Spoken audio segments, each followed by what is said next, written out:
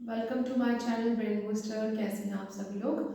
आज इस वीडियो में मैं न्यू चैप्टर एमाइंस, जो कि क्लास 12 का केमिस्ट्री का चैप्टर है, वो स्टार्ट करने जा रही हूँ। एमाइंस।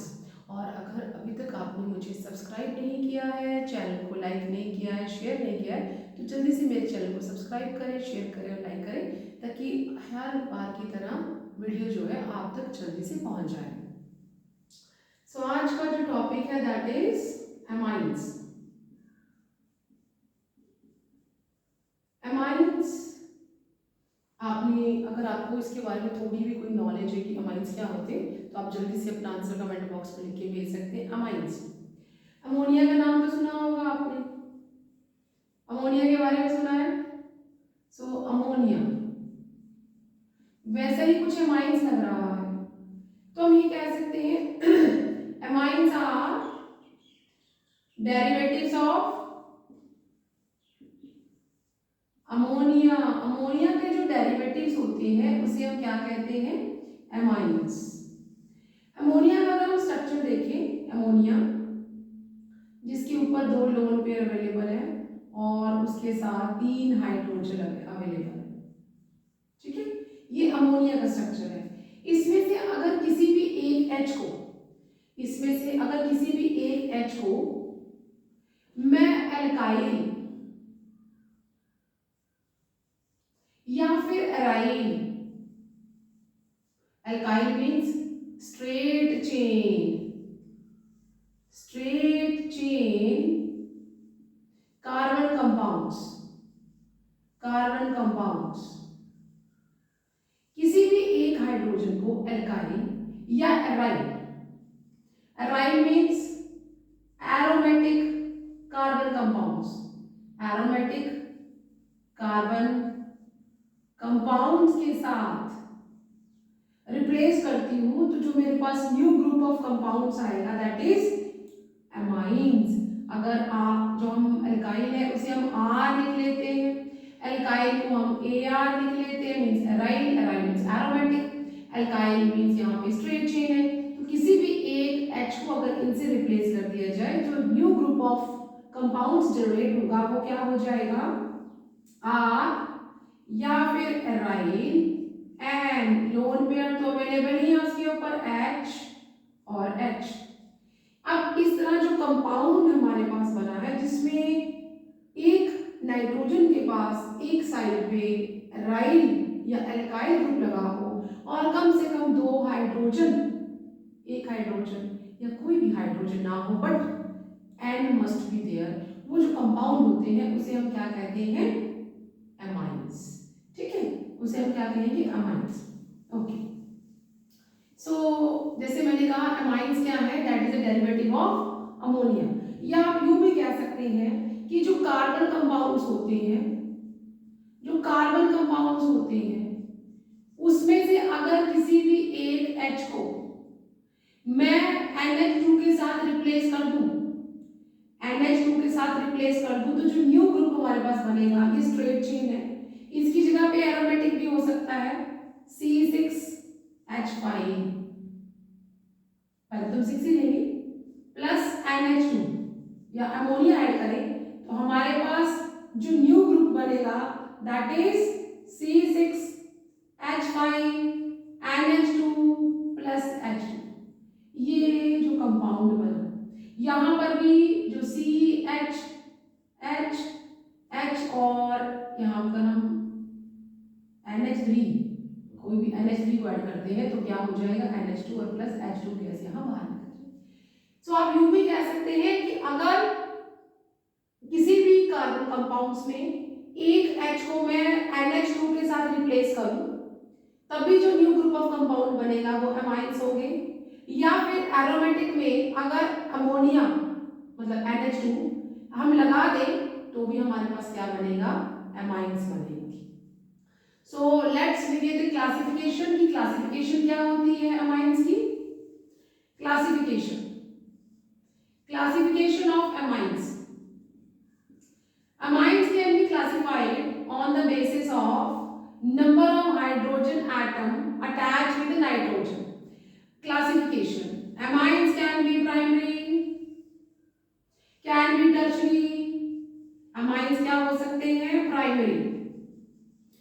क्या हो सकते हैं, सेकेंडरी, और क्या हो सकते हैं, टर्शरी। ठीक है, अमाइंस की 3 क्लासेस मैंने आपको दे दी। प्राइमरी को हम डिग्री 1 से शो करेंगे, सेकेंडरी को हम डिग्री 2 से शो करेंगे एंड टर्शरी को हम डिग्री 3 से शो करेंगे। ये डिपेंड करता है कि जो नाइट्रोजन एटम है उसके साथ कितने हाइड्रोजन लगे हैं। इसमें हम एग्जांपल ले लेते हैं CH3 NHH। ये और भी लंबी चेन हो सकती है, इसलिए मैंने इसे ओपन रखा है, और अगर नहीं होती तो हम इसे इस तरह रख लेते हैं। ऐसा अमाइन जिसमें नाइट्रोजन के पास एटलीस्ट 2 हाइड्रोजन हो उसे हम क्या कहते हैं, प्राइमरी अमाइंस। इसमें हम एग्जांपल ले NH CH3 CH3। ऐसा कंपाउंड जिसमें नाइट्रोजन के पास एक ही हाइड्रोजन हो उसे हम क्या कहते हैं, सेकेंडरी अमाइन। टर्शरी, ऐसा कंपाउंड जिसमें जो नाइट्रोजन है उसके पास एक भी हाइड्रोजन अवेलेबल ना हो, या हम लोग पे लिखेंगे ऐसा कंपाउंड जिसमें नाइट्रोजन के पास एक भी हाइड्रोजन एटम ना हो, हम उसे क्या कहते हैं, टर्शरी। तो क्लासिफिकेशन में क्या आ गया, primary can be classified as primary amine, secondary amine, tertiary amine. एक और क्लासिफिकेशन है अमाइंस की, आप जल्दी से इसका स्क्रीनशॉट लें। ओके, हम एक और अमोनिया का अमाइन का क्लासिफिकेशन करेंगे। दे कैन बी एलिफेटिक और they can be aromatic. Aliphatic भी हो सकते हैं, एरोमेटिक भी हो सकते हैं। एलिफेटिक, अगर नाइट्रोजन के साथ स्ट्रेट चेन लगी है कार्बन की, एग्जांपल CH3 C2H5 C3H7, तो वो क्या कहलाएगा, एलिफेटिक अमाइंस। Aliphatic amines. और अगर C हमारा जो रिंग होती है, रिंग मीन्स हमारा क्या है, बेंजीन। अगर बेंजीन कहीं लगी है साथ में तो हम लोग इसे क्या कहेंगे, एरोमेटिक अमाइंस। अभी हम लोग एलिफेटिक अमाइंस के बारे में पढ़ रहे हैं। एलिफेटिक अमाइंस के बारे में मैंने आपको बता दिया कि they can be primary, they can be tertiary, they can be secondary, depending upon how much hydrogen atom attach with the nitrogen of the amine group, उसके साथ कितने हाइड्रोजन लगे हुए हैं। अब हम देखते हैं अमाइन का जो स्ट्रक्चर कैसा होता है। अमाइन का स्ट्रक्चर कैसा होता है, अगर हम यहाँ देखिए अमोनिया, अमोनिया का जो स्ट्रक्चर होता है NHH, ये कैसे आया, नाइट्रोजन का हमारे पास जो एटॉमिक नंबर है दैट इज 7, और अगर हम इसमें इलेक्ट्रॉनिक कॉन्फ़िगरेशन लिखे 1s2 2s2 2p3, और जो हाइड्रोजन है उसका तो 1s1। ठीक, तो यहाँ पे अब मुझे इसके साथ तो कुछ लेना देना नहीं, ये 2 ऑर्बिटल्स जो है वो पार्टिसिपेट करेंगे 3 हाइड्रोजन के साथ, तो हमारा एक हाइड्रोजन जो वो किसमें चला जाएगा, 2px में, दूसरा 2py में, और देन px py pz। ठीक है, और ये हमारा 2x है। इसमें 2s में हमारे पास 2 इलेक्ट्रॉन अवेलेबल है। ठीक, और इसमें हमारा 1 2 3 3 इलेक्ट्रॉन अवेलेबल है, 3 हाइड्रोजन है, एक हाइड्रोजन। जब हम फिल करते हैं तो सबसे पहले हम Z से फिल करना शुरू करते हैं। इस तरह से ये तीन ये और ये पार्टिसिपेट कर रहे हैं, तो यहाँ पे हाइब्रिडाइजेशन क्या हो गई, sp3। हाइब्रिडाइजेशन क्या है, sp3। यहाँ पे हाइब्रिडाइजेशन sp3 है। स्ट्रक्चर क्या होना चाहिए, टेट्राहेड्रल। स्ट्रक्चर कैसा है यहाँ पे, टेट्राहेड्रल। बट क्योंकि यहाँ पे लोन पेयर प्रेजेंट है, इस कारण यहाँ पे lone pair bond pair repulsion आ जाएगा, जिससे जो एंगल होगा that will be 108 degree instead of 109 degree 0.5। Angle जो इतना हो जाएगा due to the lone pair present distant है, जिस कारण यहाँ पे रिपल्शन आ जाएगा और क्या होगा, एंगल 109 की जगह पे 108 हो जाएगा। जल्दी से आप इसका स्क्रीनशॉट ले लें और मैं फिर आपको नेक्स्ट इनके नॉमेनक्लेचर के बारे में बताती हूँ। ओके, स्क्रीनशॉट ले लीजिए।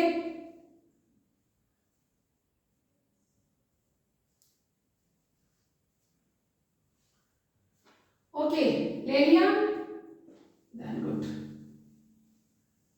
नाउ एमाइन्स के नेम।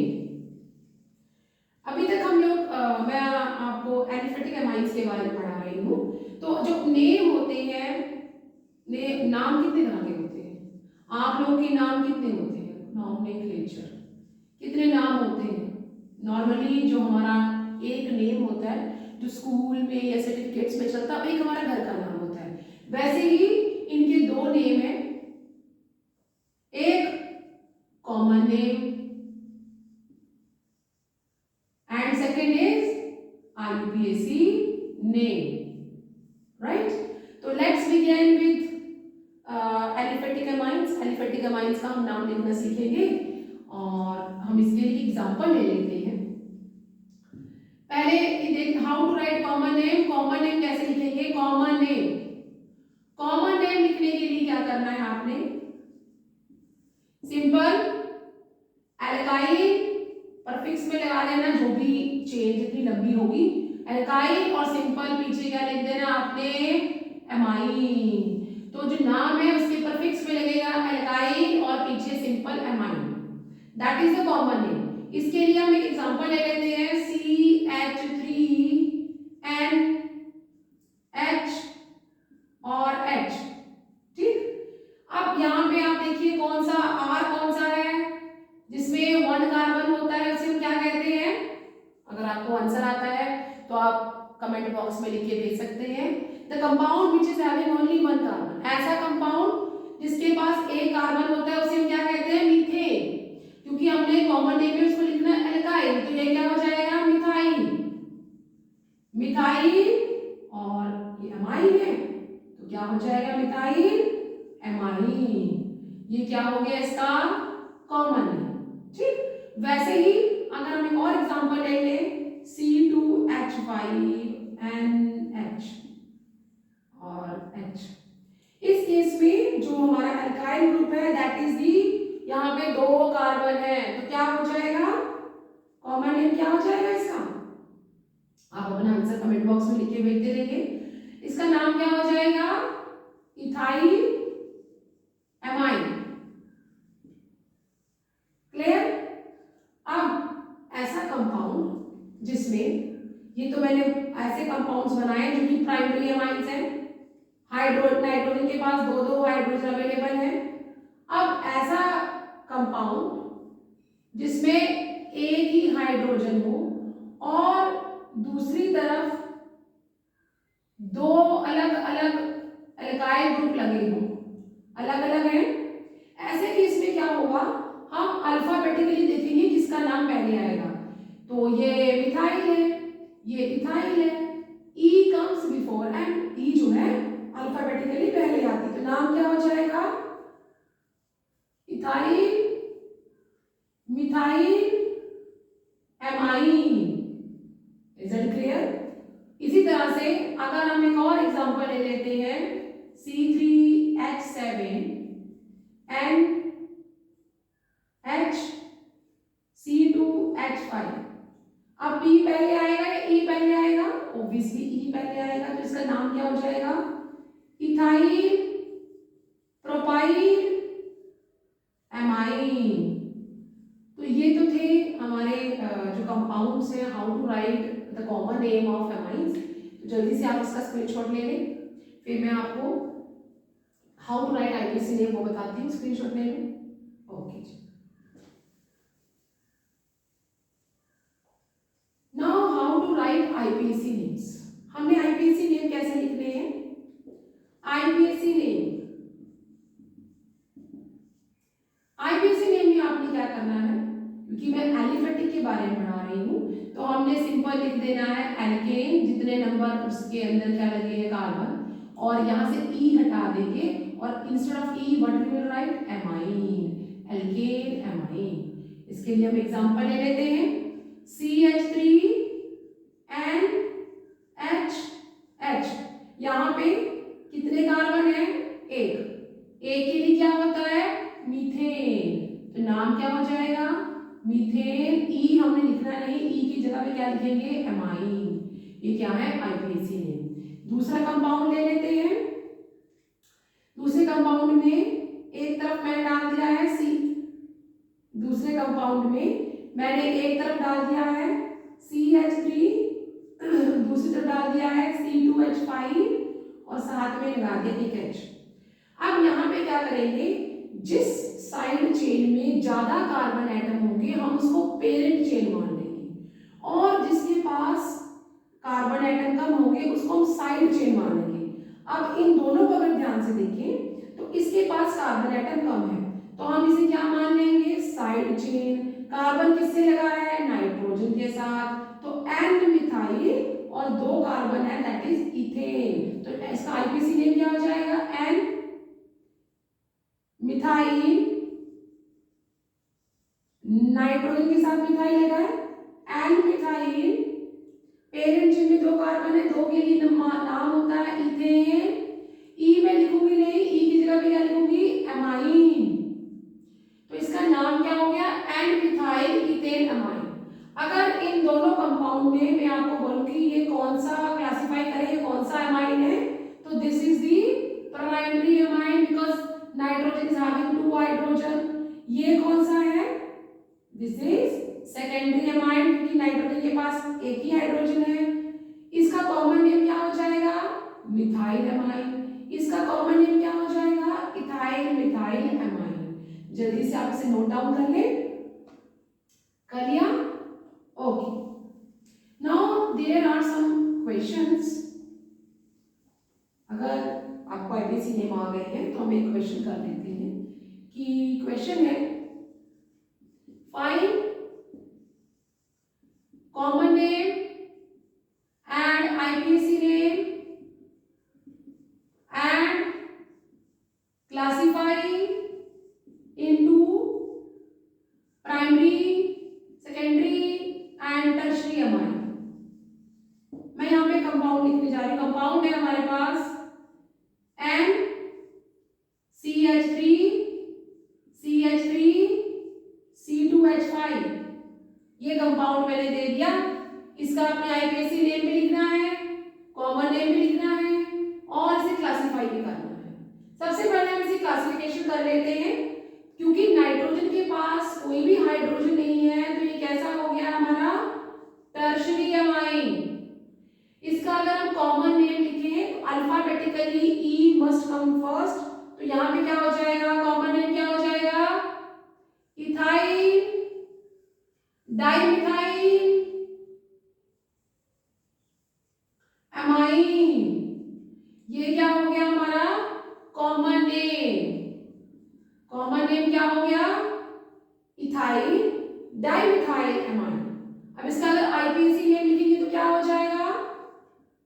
IPC name. इस तरफ सबसे ज्यादा नंबर ऑफ कार्बन है, 2 है तो इथेन हो जाएगा। एन के साथ मिथाइल लगा है, एन के साथ मिथाइल लगा है तो कॉमन नेम क्या, आईपीसी नेम क्या हो जाएगा? एन कॉमा एन डाइमिथाइल, 2 बार लगा डाइमिथाइल, और यहाँ पे क्या है?